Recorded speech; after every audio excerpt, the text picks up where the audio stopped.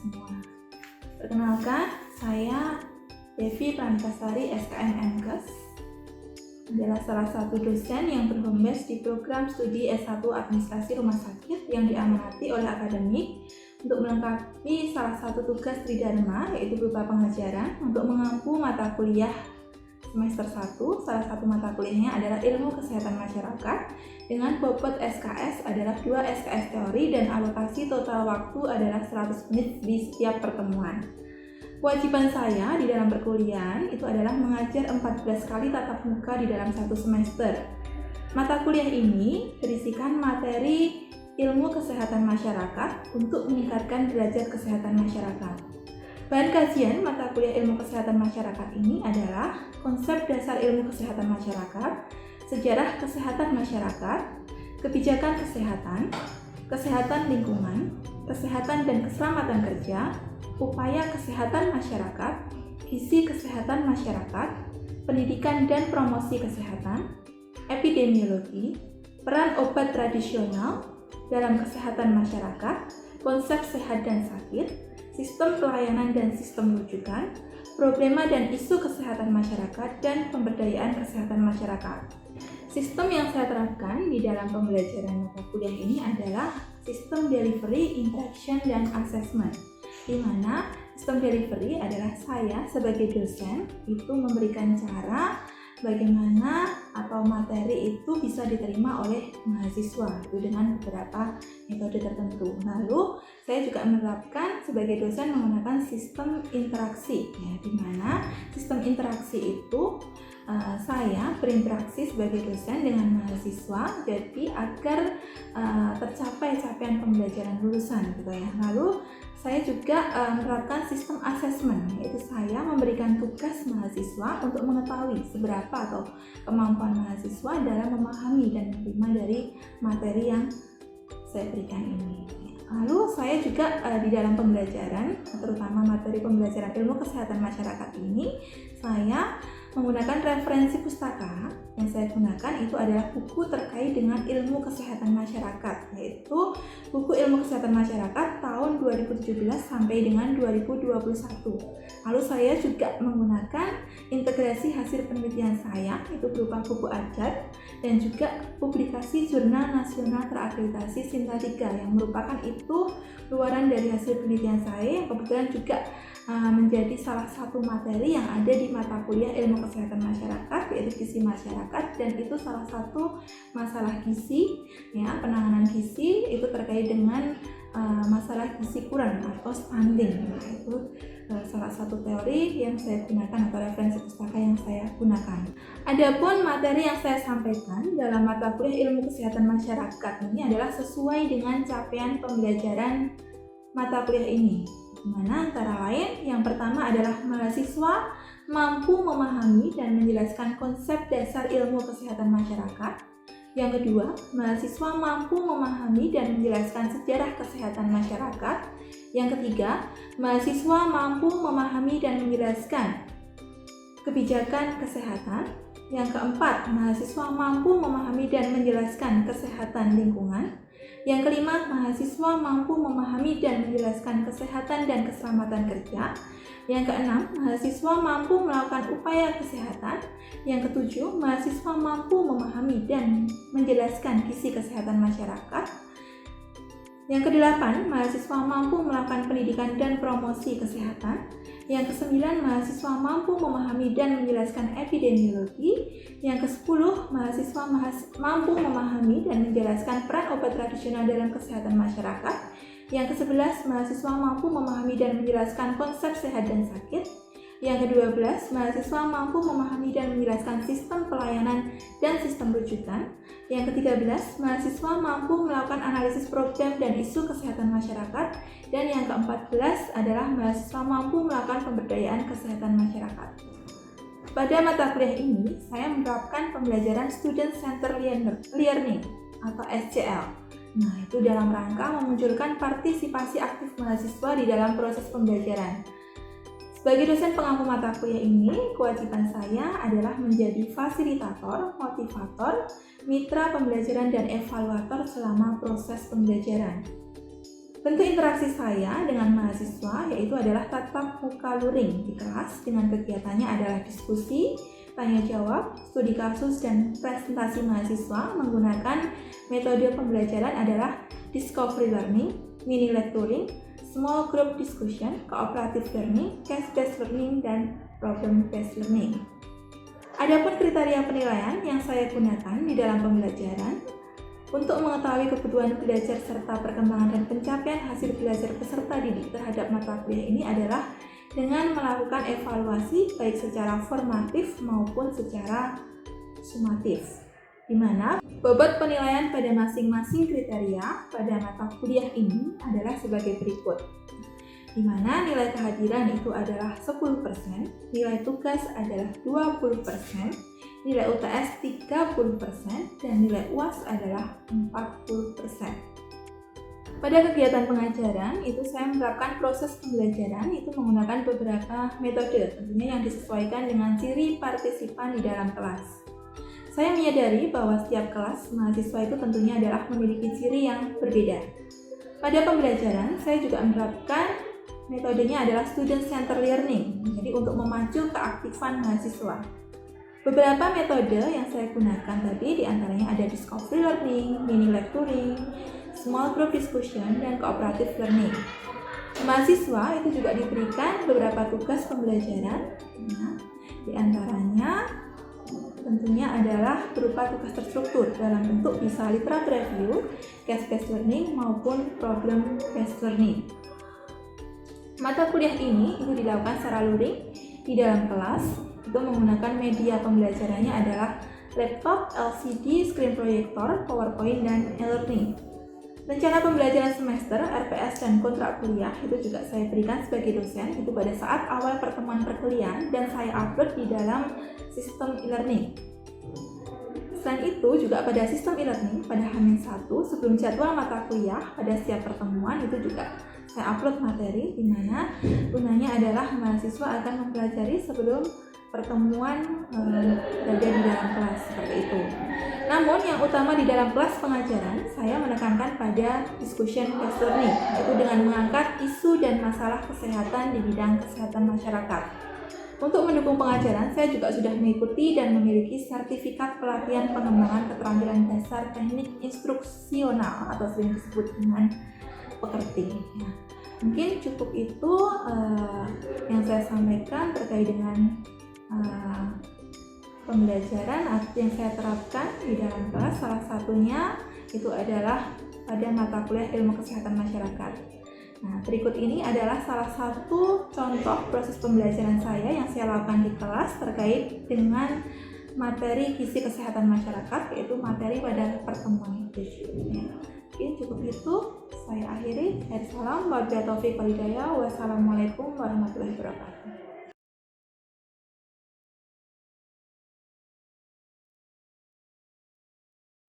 Selamat pagi semuanya. Pagi.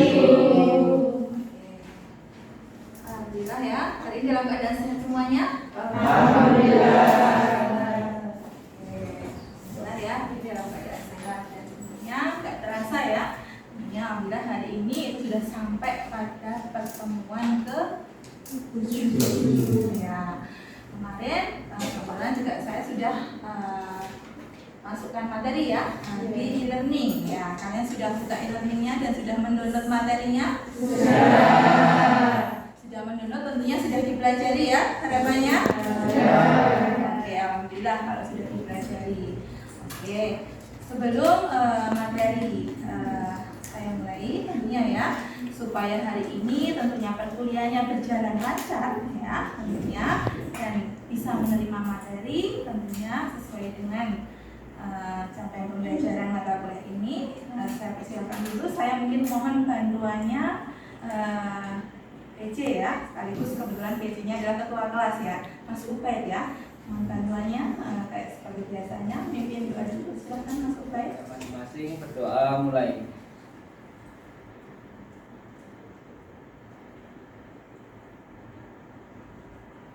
Berdoa selesai. Oke, terima kasih sekali Mas Ubaid ya. Tentunya di kuliah hari ini bisa berjalan lancar seperti itu. Oke, Tentunya seperti biasa ya, sebelum perkuliahan dimulai, saya mengisi jurnal perkuliahan dulu ya. Itu lalu waktu mulai jam perkuliahan dan waktu selesai ya. Untuk jurnal kuliah itu saya isi hari ini adalah materi pertemuan ke-7 ya. Seperti biasanya juga, silakan saya beri waktu dulu kalian untuk absen ya, silakan boleh dikeluarkan HP-nya untuk scan barcode bahwa menunjukkan Anda hari ini hadir dalam perkuliahan. Sudah semuanya?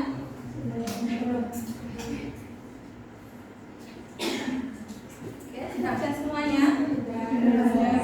Oke, untuk PJ saya cek dulu ya. Hari ini berarti semuanya apakah hadir? Oke, semuanya hadir ya? Oke. Tahu tentunya bahwa materi itu sudah tersampaikan. Materi sebelumnya itu kan di materi 6 itu kita refleksi dulu gitu ya. Refresh dulu ya. Intinya kemarin pada waktu pertemuan 6 saya menyampaikan materi tentang apa? Adik-adik semuanya? Apa Mbak Septia? Materi kemarin itu ada upaya kesehatan yang terdiri dari 4, yaitu promotif, preventif, kuratif, dan rehabilitatif. Oke, materi 6 adalah materi terkait dengan upaya kesehatan masyarakat seperti itu ya. Di mana materi upaya kesehatan masyarakat itu bisa dikatakan ada 4 ya. 4 itu tadi apa saja? Ada preventif, ada promotif, kuratif, dan rehabilitatif. Oke, contoh dari upaya pencegahan penyakit itu apa? Mbak Riftika, silakan. Contoh upaya pencegahan penyakit bisa olahraga, makan makanan yang sehat. Oke. Preventif atau pencegahan penyakit itu adalah dengan cara olahraga. Nah, makan makanan yang sehat, bergizi. Nah, oke, itu semua ya. Oke, terkait dengan refleksi, saya rasa refresh untuk materi yang kemarin sudah cukup ya. Ya, oke, berarti saya bisa lanjut di materi hari ini, materi ke-7 yaitu terkait dengan gizi kesehatan masyarakat. Dari zat gizi itu silahkan salah satu. Ya Bu. Oke. Definisi gizi adalah zat yang dibutuhkan oleh tubuh untuk pertumbuhan, perkembangan, pemeliharaan, dan memperbaiki jaringan tubuh. Mas Gadena, terima kasih sudah membantu menjawab dan sudah mempelajari materi yang saya berikan. Ya, zat gizi atau gizi itu adalah zat yang dibutuhkan oleh tubuh untuk pertumbuhan, perkembangan, pemeliharaan, dan memperbaiki jaringan tubuh. Oke. Nah, tentunya jenis ilmu gizi kalau berdasarkan sifatnya itu ada 2. Ada ilmu gizi klinik dan juga ada ilmu gizi masyarakat. Ya, bedanya apa? Nah, kalau ilmu gizi klinik ini contohnya adalah gizi tapi khusus untuk individu yang sedang menderita, ya, baik dari gangguan kesehatan ya, itu bisa dari akibat kekurangan atau kelebihan gizi, ya, gitu ya. Dan itu biasanya adalah menitik beratkannya pada kuratif, ya, daripada preventif dan promotif, ya, arahnya seperti itu, ya. Lalu kalau ilmu gizi masyarakat, ya, itu gizi yang berkaitan dengan kesehatan masyarakat. Nah, ini biasanya lebih menitik beratkannya itu pada pencegahan penyakit, ya, preventif, ya, dan peningkatan kesehatan atau promotif. Seperti itu, ya. Lalu, nah, ini perkembangan konsep gizi seimbang di masyarakat. Nah, ini sekarang juga prinsipnya sudah mengalami perkembangan. Ya. Sekarang prinsipnya adalah disesuaikan dengan kebutuhan seseorang. Kalau dulu itu sama rata, ya kan? Pas saat masuk rumah ya menunya hanya 5 poin itu ya. Ya, ada makanan pokok, lauk pauk, sayur dan buah. Ya, tapi sekarang itu berdasarkan tadi kebutuhan seseorang, tapi dilihat dari variasi makanannya. Ya. Lalu aktivitas fisik, ya, lalu juga pola hidup bersih sama berat badan normal, seperti itu. Nah ini ya untuk lebih lengkapnya pedoman gizi seimbang. Oh variasi makanan itu apa saja loh? Ya, variasi makanan itu meliputi ya berarti harus makan sayur dan buah tiap hari ya. Konsumsi sumber tinggi protein ya. Lalu variasi makanan pokok. Nah makanan pokok itu apa saja? Nasi, ya, nasi, jagung, gandum gitu ya. Roti ya. Untuk makanan pokok ubi betul ya Mas Ubed tadi mengatakan. Ya, lalu juga kita harus membatasi makanan tinggi gula, garam maupun lemak gitu ya. Lalu juga harus membiasakan sarapan, minum air putih. Ya, minum air putih itu ya 1 hari 2 liter. Lalu juga harus memperhatikan olahraga makanan. Ya, olahraga makan maksudnya apa? Selain expired apa yang kita lihat terkait dengan gizi? Kandungan. Ya. Kelihatannya mereknya sama, tapi ternyata kandungan gizinya berbeda. Ya, berarti kita pilih kandungan gizinya yang baik, yang sesuai dengan kebutuhan kita, gitu ya. Lalu terkait dengan aktivitas fisik ya kita harus olahraga rutin, gitu ya. Olahraga rutin gunanya untuk menyeimbangkan metabolisme kita, gitu ya. Lalu harus menerapkan juga pola hidup bersih, ya. Karena makanan yang sehat tentunya itu harus ditunjang dengan penanganan makanan secara higienis. Ya, lalu juga berat badan normal, dan ini juga kita harus memantau dan mempertahankan berat badan normal dengan indeks massa tubuh adalah 18,5 sampai dengan 25. Ada zat gizi hewani dan ada juga zat gizi nabati, gitu ya. Nah, bedanya kalau zat gizi hewani itu adalah berasal dari hewan. Tapi kalau zat gizi nabati itu adalah berasal dari tumbuhan. Ya. Dimana kalau zat gizi hewani kalau dari hewan berarti contohnya apa saja? Telur, susu. Ya, ada telur, daging dan susu. Seperti itu dan lain sebagainya ya. Lalu juga zat gizi nabati itu contohnya itu bisa tempe, tahu, sayur, buah-buahan ya, dan lain sebagainya. Ya. Ada juga macam-macam zat gizi. Ini berdasarkan jumlahnya. Kalau dilihat dari jumlahnya, zat gizi itu dibagi menjadi 2. Namanya zat gizi makro dan zat gizi mikro. Ya. Zat gizi makro kita menyebutnya adalah makronutrisi. Ya, tapi kalau zat gizi mikro kita sering menyebutnya adalah mikronutrisi, gitu ya. Bedanya apa? Kalau zat gizi makro itu adalah zat gizi yang diperlukan tubuh tentunya di dalam jumlah yang besar. Satuannya ini adalah biasanya bisa gram orang per hari. Nah, contohnya apa? Karbohidrat, lemak, dan protein. Ya. Karbohidrat, contohnya apa? Nasi. Ya. Nah, apa? Gandum, tadi ya. Nah, kalau lemak apa? Contohnya daging. Oke, daging. Itu salah satunya ya. Nah, lalu keju, susu, gitu ya. Nah, lalu protein apa? Lihat aja. Kalau dari hewani ya telur, gitu ya. Oke. Kalau dari nabati ya tadi tahu, tempe, gitu ya. Lalu ada juga zat gizi mikro. Tadi ya contohnya karena jumlah yang dibutuhkan itu di dalam tubuh kecil, contohnya adalah tadi satuannya miligram ya atau mikrogram gitu ya. Contohnya ada air, vitamin dan mineral. Seperti itu. Penyakit infeksi ya. Penyakit infeksi itu apa? Ada diare dan ispa. Nah, sebaiknya penyakit diare dan ispa itu ya itu juga mengakibatkan asupan gizi tidak dapat diserap oleh tubuh ya, sehingga mengakibatkan gizi buruk pada balita. Jadi kalau ini contoh kasus faktor langsungnya itu, jadi kita ada 2 ya. Jadi balita itu tidak mendapat asupan gizi yang cukup, itu juga memiliki daya tahannya rendah, yang berdampak itu juga mudah terserang penyakit infeksi.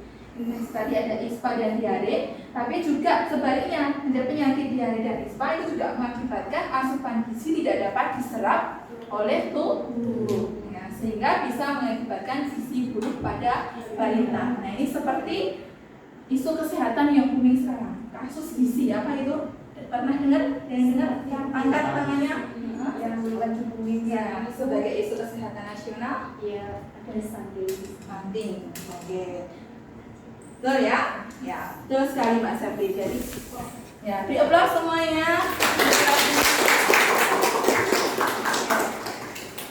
Ya, sejauh ini paham ya dengan materi yang saya berikan ya? Ya, oke.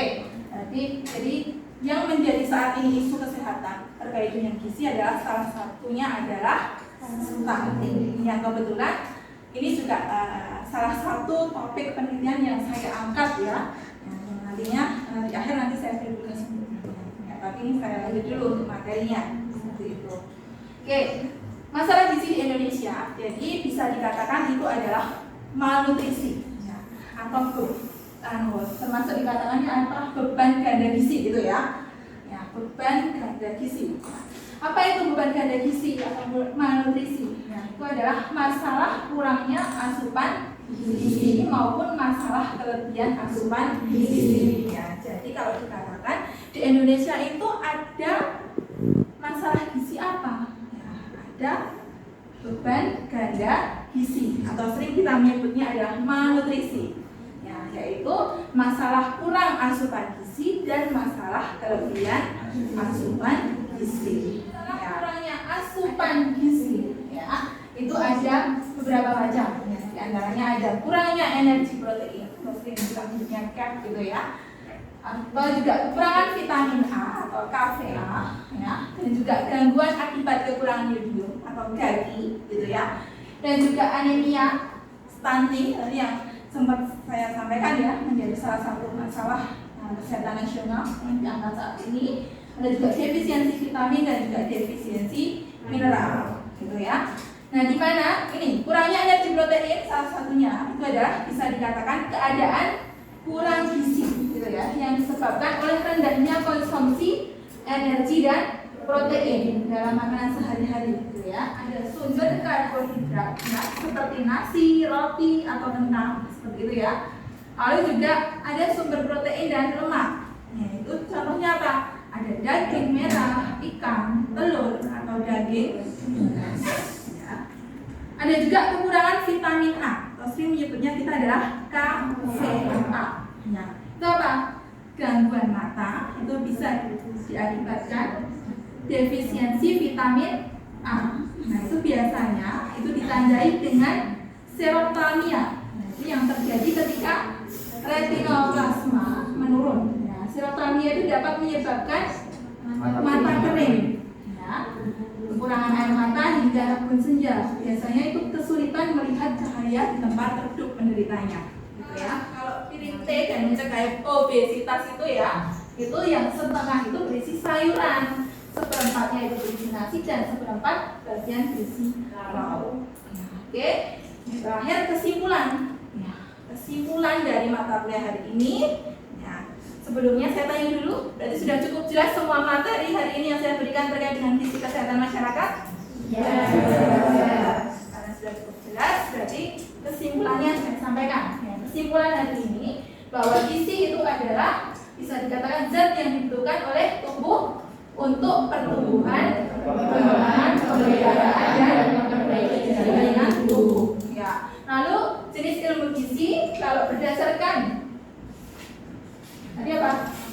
Sebenarnya ada gizi ilmunya ya, berdasarkan ilmunya itu ada gizi klinik dan gizi masyarakat. Ya, lalu perkembangan konsep gizi, ya, perkembangan konsep gizi kalau dulu itu namanya ada 4 sehat 5 sempurna. Kalau sekarang prinsipnya adalah PGS ya, atau pedoman gizi seimbang yang berdasarkan 4 prinsip sesuai dengan kebutuhan masing-masing individu atau seseorang ya, posisi seseorang gitu ya. Lalu macam zat gizi itu berdasarkan sumbernya ada 2 ya, yaitu zat gizi nabati dan zat gizi hewani. Lalu juga macam zat gizi berdasarkan jumlahnya itu ada 2, yaitu gizi makro dan gizi mikro. Gizi makro dan gizi mikro seperti itu. Lalu faktor yang mempengaruhi gizi Itu diantaranya ada faktor langsung dan juga faktor tidak langsung. Ya, lalu masalah gizi di Indonesia itu disebut sering kita memiliki adalah beban ganda atau malnutrisi, yaitu masalah gizi berlebih dan masalah gizi yang kurang. Gitu ya. Nah, oke, terakhir juga ya. Nah, jadi supaya lebih memahami lagi gizi, dan tadi saya sempat sampaikan materi terkait dengan gizi, salah satunya adalah penelitian saya. Nah, itu juga mengambil sisi supaya kalian juga melihat apa sih permasalahan gizi stunting itu. Silahkan. Jadi tugasnya ini ada dua tugas ya, satu tugas kelompok, yang satu adalah tugas individu yang sifatnya adalah kuis seperti itu. Ya, tugas kelompok nanti saya minta silahkan dibentuk 4 kelompok ya, karena ini satu kelas saya lihat absen adalah 29 mahasiswa. Jadi berkelompok nanti ada 7 sampai 9 mahasiswa ya. Nah, nanti urut timnya saja ya. Nah, jadi silahkan nanti kalian cari jurnal saya yang terkait dengan gizi ini. Jurnal saya judulnya adalah Pengaruh Edukasi Pencegahan Stunting tentang 1 pilar akses pangan bergizi ya, dengan metode brainstorming ya, terhadap pengetahuan ibu balita di Taman Sari ini. Nanti silakan jurnal itu direview ya, lalu dikumpulkan. Nah, karena ini pertemuan ke-7, pertemuan ke-8 besok adalah sudah UTS ya, jadi silakan dipersiapkan juga, dipelajari ya materi yang sudah saya berikan pertemuan 1 sampai 7, dibuka, di-learning lagi, dan nanti juga saya kirim kisi-kisinya juga, silahkan dipelajari ya. Lalu setelah itu nanti untuk pengumpulan tugas juga seperti biasa ya, dikirim lewat e-learning seperti itu ya. Nah, dan untuk tugas kelompok itu tadi ya, nah, jadi ada yang sebelum saya menginjak yang tugas individu, tugas kelompok ada yang kesulitan? Ya, mencari jurnal sudah tahu? Ya. Dengan cara buka apa? Google Scholar. Nah, Google Scholar nanti akan timbul saat nanti diketik judulnya ya, dan nanti akan muncul seperti ini ya, seperti di slide ini ya. Jadi judul publikasi penelitian saya ya, nanti silakan download dan nanti di review seperti itu.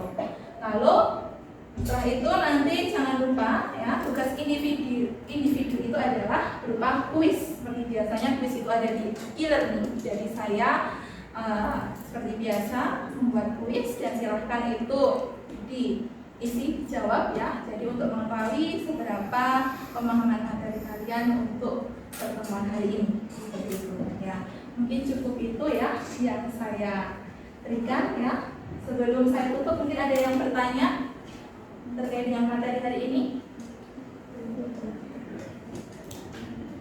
Tidak? Cukup? Ya, karena cukup ya, berarti bisa saya tutup ya untuk pertemuan hari ini ya. Jadi terima kasih untuk pertemuan hari ini ya. Jadi tadi ya, jangan lupa e-learningnya dibuka, dan ada deadline waktunya ya untuk pembacaan kuis ya. Untuk waktunya sesuai dengan deadline di e-learning yang sudah saya tulis seperti itu ya. Oke, mungkin terima kasih sekali untuk waktu atau kelas hari ini ya. Nah, intinya saya mohon maaf mungkin tadi pada waktu saya menyampaikan materi di pertemuan hari ini mungkin ada perkataan atau perilaku yang kurang berkenan ya. Jadi saya harap tentunya materi ini bisa bermanfaat untuk kalian semuanya, dan nanti berarti kita ketemu lagi setelah UTS di pertemuan ke-9 ya, itu dengan bawa tadi hasil resum dari jurnal yang saya berikan ya. Jadi silahkan nanti presentasi sesuai dengan kelompok gitu ya. Jadi terima kasih. Saya akhiri, akhir salam, wabillahi taufiq wal hidayah. Wassalamualaikum warahmatullahi wabarakatuh. Waalaikumsalam warahmatullahi wabarakatuh.